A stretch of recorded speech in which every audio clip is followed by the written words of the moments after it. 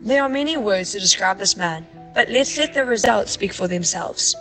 Olympic, world, and Commonwealth champion, breaking records in all of his categories. His most famous was the 2012 Olympics, where he beat the legend Michael Phelps at the young age of just 19 in the 200-meter fly. Here, he became the most decorated Olympian South Africa has ever seen. It's been in my life. I just remember it, it's just like it's been in my dreams for the past 4 years, you know. Michael Phelps is my hero, and I just wanted to race him in the final, and I just wanted to win so bad. I can't believe it. You know, this is like the greatest moment of my life. I don't think I could ever beat this moment. He also stands as the most successful Commonwealth swimmer known to this day. And in 2017, the champ was named the Best Athlete of the Year at the AMOC Awards, as well as qualifying himself for the 2024 Paris Olympic Games that will be held next year. But if you think that medals make a man, you are wrong. It's the mark and impact he is leaving outside the pool that you should admire. He has spent his career working for the good of others, starting firstly within his family, where in their times of trouble has given them his strength, love, and continuous support while still managing to kick ass in the water. He also has his foundation, which provides a generation of underprivileged kids with the tools and knowledge needed to go that extra step. Easy is definitely not a word to describe his journey, and yet he is unstoppable. And today we have him here to share his story, as well as the man who made him. So let's welcome Chad and Bert Clos. So I'm going to start by actually taking you back to the very first moment where you decided that you wanted to be a swimmer. Where are we? The very first moments. Oof. You came home and like, Dad, this is what I want to do. It was a tough one because I was always playing soccer when I was younger, you know. So I was very much, involved in like playing a lot of sports. And probably the moment that I remember was 2004 Olympics. Telling my dad after watching Phelps win 6 goals and after watching the relay team. I think you were too young to remember that, but they won the gold medal on the relay. So yeah, I was really much. I was probably 11 years old, 2004. How was his reaction? Like, oh, cool. It was like, I don't know. My dad was always you were always supporting me, Dad, in that moment. You're always. Yeah, look, dreams are dreams, you know.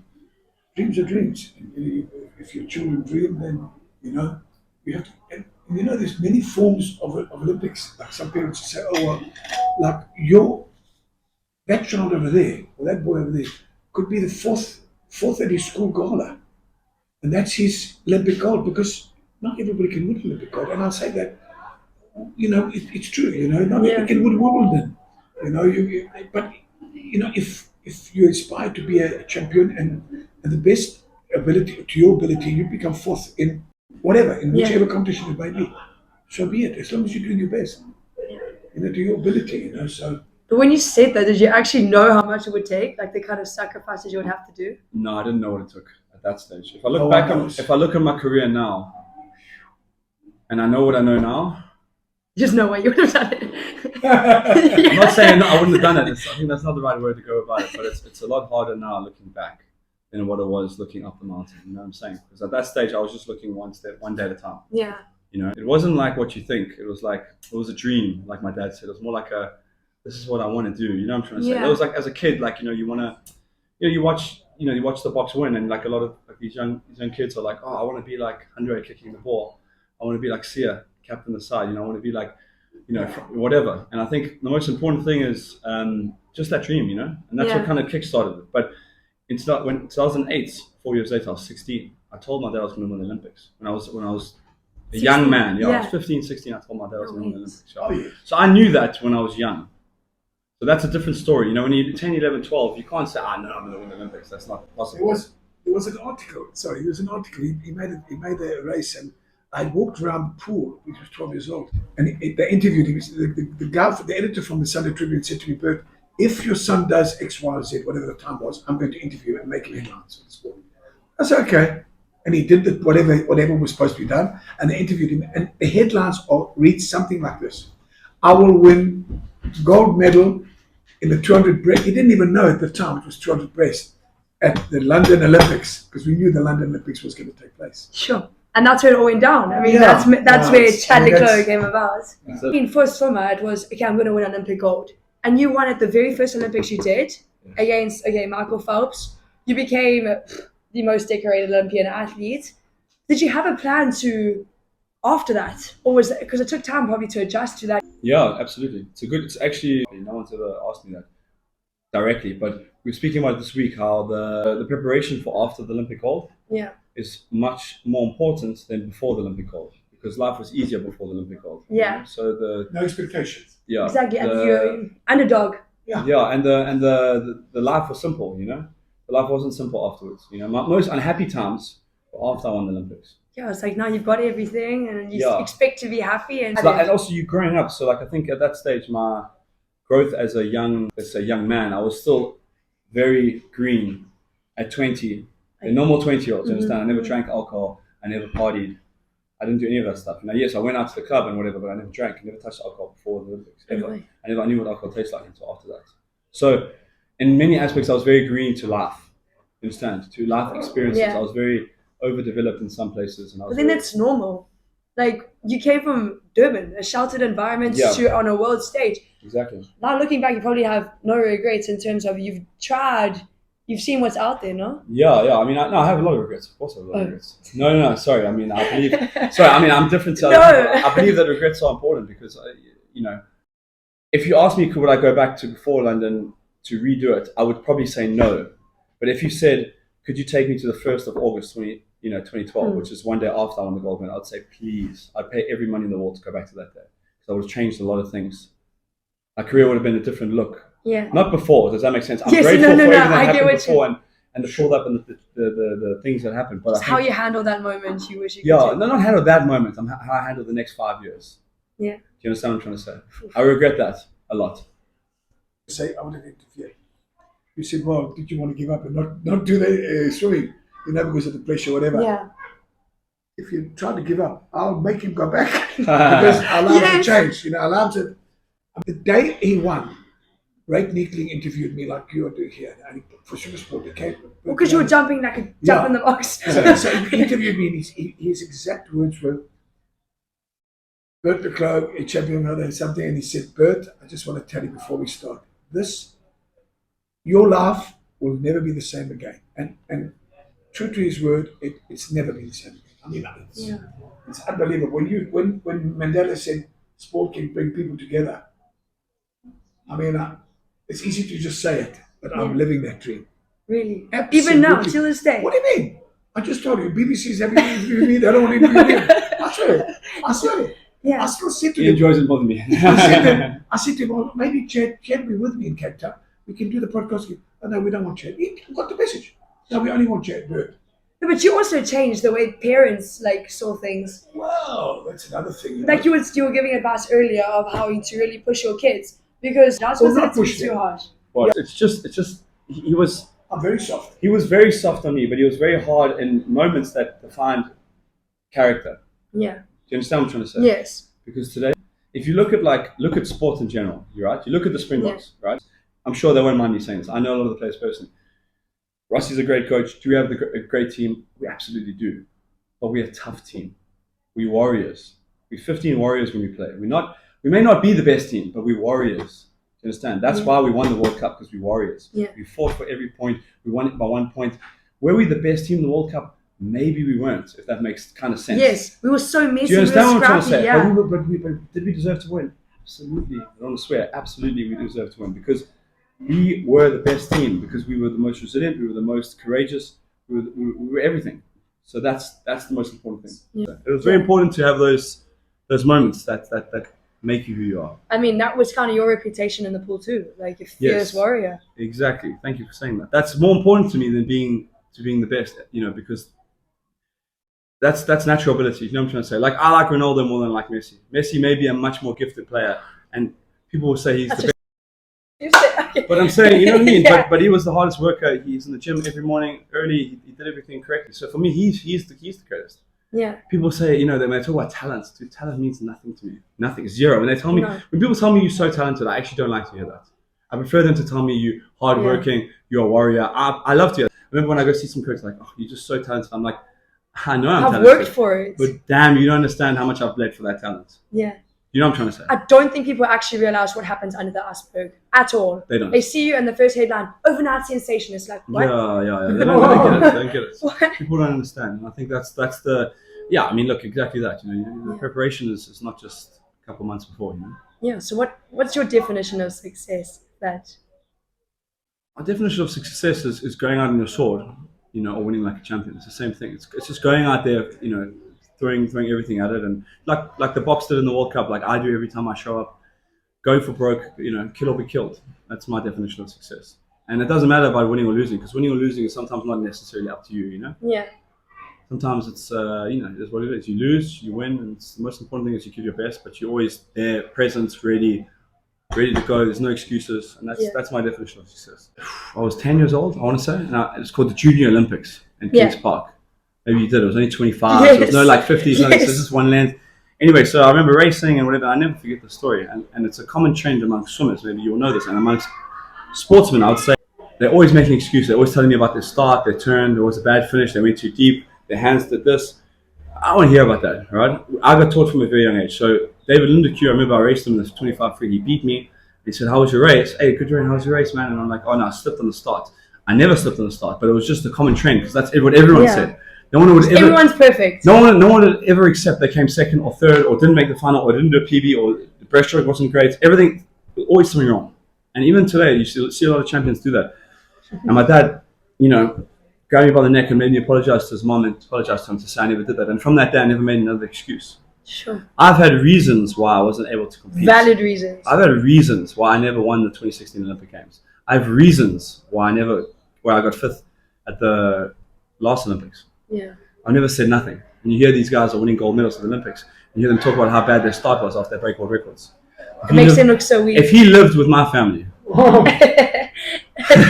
good luck. there would be a big problem. You see, so for me, I can't relate to those people because I understand why they do it because I've been told why they do it. Because I asked one of my good friends, "Why do you guys do that? You guys are so great. Why do you always have to make excuses and say why I never happened?" He goes, "No, that's just the way we grew up. Because we always got to look to be better." I said, "I get it, but when you say it out loud, you just sound pathetic. You sound pathetic. Absolutely That's true. pathetic." Ish, I'm guilty. I do that. I blame No, but everyone because does it. I've been injured. It's not your fault. It's not your fault. It's not your fault. Nobody cares. Nobody cares. Nobody cares about 2016. Nobody cares. You're a tennis player now, right? Yeah. So you go to the morning and you beat whoever. It comes out, "Oh no, I have an injury in it." Are you interested? No. Absolutely not. No one cares. It's like, cool, I beat you. Dude, Whatever. like, have I had a back injury for the last 2 weeks? Yes, I have. Could I not walk for 2-3 days? Yes, I have. Have I got a rib? My rib is sticking out. Yes, I do. But it doesn't make any difference. You know what I'm trying to say? You say it before, you tell the guys, "Oh, I've been injured these couple of months." There's nothing wrong with saying, but after the race, you say nothing. If you're not prepared, don't get on the block. Yeah. Don't pick up the racket. Yeah. Don't play for the Springboks. Simple. I like that. It's true. It is true. The And I more mean, you think about it, the more you think about the excuses that you make, whether they're valid or not. The point that I'm saying, you injured yourself, I'm not interested. No. What was the result? I'm going to the final of the World Cup, you didn't. Finish it, Clos. So why did you enter? I would have versed somebody else, but I wouldn't have versed you, you know? yeah. I'm just saying. So nobody is interested in your injuries. Nobody's truly interested in that. No, And no. they say, you get. But even when you're going through your tough times, like no one really cares. No, No one I was really about to cares. say. Yeah, maybe the deep fans care, or like obviously my family cares. Stuff. But your whole family, you guys are a unity. Yeah. If that makes Yeah, sense. it's Like not alone. each of you have had your own personal struggles, and you've all learnt on each other so much. Yes. Yeah. Look, we got a different family in the sense that both my boys are champions. It is what it is. So it's no good saying this reason why that happened is this. And people look at you and say, "Oh my God, don't make an excuse for it." So, no. You got beat, finish it. Yeah. Is there a reason? There's a reason, it's not an excuse. Yeah. It's a little bit different, like Chad said about the American. You're going to have a look at the swimmers. They break the world record. So they're the fastest in the history of time. And you interview the guys, "Oh, well, I'm a bit upset with the time." Give the time, bro. You just won the Are you Olympics, joking? bro. You just broke the world record. Shut up. There are people sitting on their couch wishing they were Bro, there. there's people in that race that would give their left hand to be the champion. I would literally, Yes. if I knew, God came down now and said, "Hey, you're going to win the Olympics, but I need you to cut this finger off. I'll do it right now." With no mistake. That's how much it would mean to me to be Olympic champion. And I don't care. And I can go the slowest time in Olympic final history. I don't care that either. Put that on record. But you understand? So it's just mentality. It's just look. At the end of the day, everyone has their own way of getting themselves ready. Thank you very much. Thank you. Best coffee from Charlie's. Like I was saying, like, you don't have to elaborate, but the tough times. You had broken records in every swimming pool in the world almost. And yet, even with those tough times, you kept going. What are you swimming for now? It's a good question. It's a great question. The main goal is, look, if I want to win the Olympics, give myself a chance to win next year. Am I, on paper right now, there's zero chance, okay? Because the guys are a lot faster than me, they're a lot better than me, they're younger than me, whatever, right? So it's an absolute mountain to climb. If you ever talk about an underdog, this will be the biggest underdog story of all time if I win next year. So is there an opportunity to get a medal? Absolutely. Is there an opportunity to win? Absolutely. But it's going to take a lot of work. It's going to take a lot of luck with no injuries, a lot of sacrifice, and a lot of no sickness and no injuries. I've had a very torrid time with that the last 2.5 years. But for me, the most important thing is putting myself in a position to give myself the best chance to win. That's what I want. I want to be Olympic champion again. My second thing is I want to be the best short course of all time. It's a 25-meter pool, and I only need another couple medals short course to have that unanimously.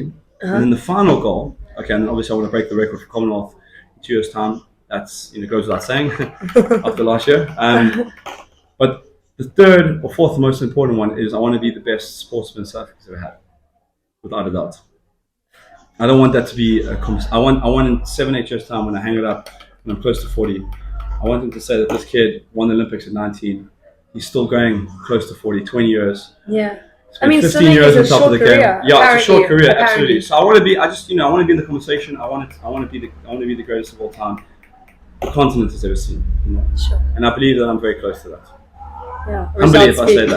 Results speaking, I believe that. Yeah. Not popularity. Look, people are always going to say. People that like golf, people that like rugby, they're always going to say their favourites. But I just want it to be known in South Africa and around the country that I'm number one.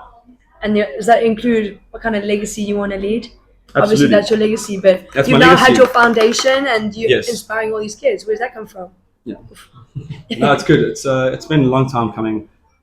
Yeah, I come from humble beginnings. I think people know my story enough. We don't. I come from very, just make it work. And I had a supportive family that helped me achieve everything I wanted to achieve.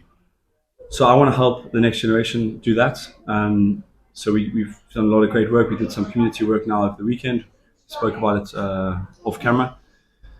So it's the first step for me in just making a difference, and especially the underprivileged kids communities. It's very important to me and my family. My dad's been doing that for long before I was born. He's been helping out underprivileged kids. So yeah, I just want to continue that legacy. And then the other side is also help them develop into the next stage, which I feel like we are lacking ever so slightly, not because of talent, but we have expertise, we have talent, but education we don't have in elite sport and swimming because people are desperate for their kids to be champions at 10 years old. But that comes from parenting, guidance of parenting. This is what I'm trying to say. It's all about the parents. So we have great coaches, we really do, I must say this, but the most important thing is the parents are pushing their kids and they're pushing them way too hard, and it's just a mistake. Yeah. So for me, but who was like the most important person in your life to get there?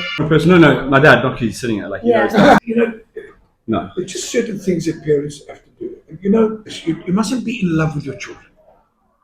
You must love them. When he's wrong, he's wrong. Yeah. So I'm telling you, even in my own family, their sons can do certain things. And, you didn't really mean it that way. You didn't mean it that way. You stole. That means you're a thief. Yeah.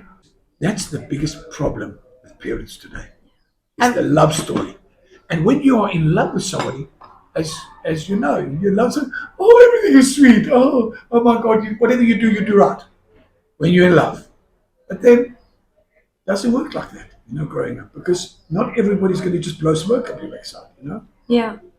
But I mean, a lot of kids who have had hard parents, they tend to feel too much pressure and then they bum out. It's not about being hard on your kid, not at all. Pushing the right buttons, Dad. Yeah, it's about, you must be soft.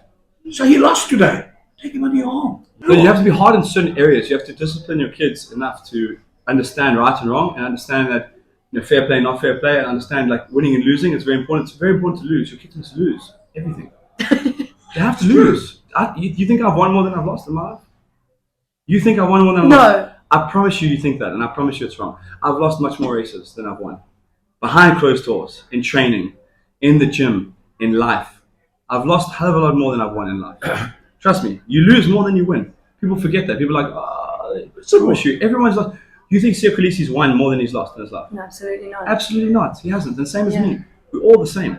People only see the tip of the iceberg. And the best thing I can tell you is you get these prodigy kids that swim so well, and I see it all the time, and I'm always like, and young, even young, I'm talking like, even like 15, 16-year-olds that are like elite level men swimming. Yeah. I always say, you judge them for how they lose. You don't judge them for how they win, because if you're winning all the time, when you lose, because you will lose, then you're going to see what they're made of. You see Phelps, warrior. He lost, he came back, boom, came back and he beat me 4 years later. Respect. Yeah. Respect. I mean, I felt like I lost that race more than you wanted, but that's fine. But no. But respect. He came back. He beat me. Warrior came back from defeat. A lot of these guys that are always winning, they don't. Once they lose, they can't get back up because they're used to winning too much. So that's what happens as a kid. These kids are winning 17, 18 races. They just lose. Better for them to lose, so they can learn the art of losing. I was coming from Ghana one day. Leith Shanklin, I don't know if you remember him. I went to the London. Best man at the wedding. Best man at the wedding and all that. And I went to the coach at the time. I said, "Hey Graham, what is Chad's best race? He won like 6 golds and he won 2 or 3 silvers." So he said, "Bert, the best race he was today was that 200 IM." I looked at him because I was new in the game. He ran second to Leith. I said, "Are you joking?" I said, "It was on the way home. I've got to discuss. My expertise comes from you as the coach. You tell me this, and then I will handle it my way of handling Chad to get better." Anyway, that's what he told me. Anyway, I get in the car. I said, "Your best race today was the top." He just about jumped out the car because he got silver. You understand? And little did I know at the time, and now of course I know, the amount that you learn from losing. If you win, there's no discussion on the way up. "Congratulations, my boy. Congratulations, my girl. We won. Yes, we won 5 golds." What did you win? You won nothing. It was the under 14 gala. So by losing, you learn, because I'll tell you why. On the way home, you say, "Well, you lost it. It was a good race, but you should have done this." And then you look, you left it too late the last 15. Yeah, you left it too late, or you turned softly, or you turned too fast, or whatever it may be. The first one was too. Or your training was bad the last few months. Whatever it is, you analyze it. But if you win, it makes no difference at the time. You say, "Well, I won. I don't care." You analyze nothing. And believe me when I tell you, your life, you said it earlier, is all about losing. You lose your gran, your mother, your father, your hair, your looks, your girlfriend, your boyfriend. Your girlfriend, your boy. It goes on and on. Your money, your business. You lose everything. So us, Clos, when we win something, it's an absolute celebration. So we celebrate every victory like it's the end of the world, if you know. So, yeah, the people accuse us of like when we're racing, like not smaller meets. I'm not saying like local meets, but like Morinostrum and stuff like that. Like those races are big races, for us, because we. Well, I celebrate winning. Yeah, we appreciate it all. Yeah, that's beautiful. I don't care, and you must think about it. So get that into your head. Yeah. And when you win something, you do something well, whether it's a podcast, whether it's playing tennis, whatever it is, you have to celebrate. So that tomorrow, when you wake up, you think, "You know what? I need to celebrate again." Exactly. It's like a drug. Yes. That's the I drug. need to celebrate again. That's why you're going to go next to the We're racing on Saturday. Now, I even said, "Gee, if he goes," I went like this. I'm having a party on Friday. And on Saturday, we got friends coming down. I only drink once a week. And I said, if he goes 50.9, I'll be drunk somewhere. Sure. And I promise you, and a lot of people don't. One of the 20 reasons that shared success is because the one parent, it's a common knowledge, he wanted his son to be 7 A's in matric, captain of water polo, captain of hockey, captain of swimming, and Olympic gold medal. It don't work like that. You wanted too much for your son. I'm going to tell you. Now that is the parent's fault. It's a very powerful message. That he... Yeah, that's good. Well done. Yeah. So no, it's well done. It's actually beautiful said. But coming from such a tiny like a family, you've gone out to Germany. Yeah. How's that? How many years have you been there? Yeah, no, I've been just a year. It's hard. It's very hard. It's not the easiest country to be in, but it's the best place for me to sacrifice and get away from the distractions. My life is too good in South Africa. And we don't have the facilities. That's the most important thing. So I don't have the facilities to be here properly and be number one in the world. And the other half is actually being in an environment where I need to bleed. Yeah? I need to bleed. I need to suffer. You know? Back to before Olympics 2012. There we go. Also. But no, Chad, we are a family that's super supportive of you. Appreciate it. We want a few more years. I mean, I've got this from my friends. They want to see a few more years of good results of an ab workout. And we're missing you jumping on the sideline. Yeah. But yeah, thank you so much for your time. Thanks, Thank guys. you. Thanks, Dad. Yeah. Enjoy your lunch. Thank you.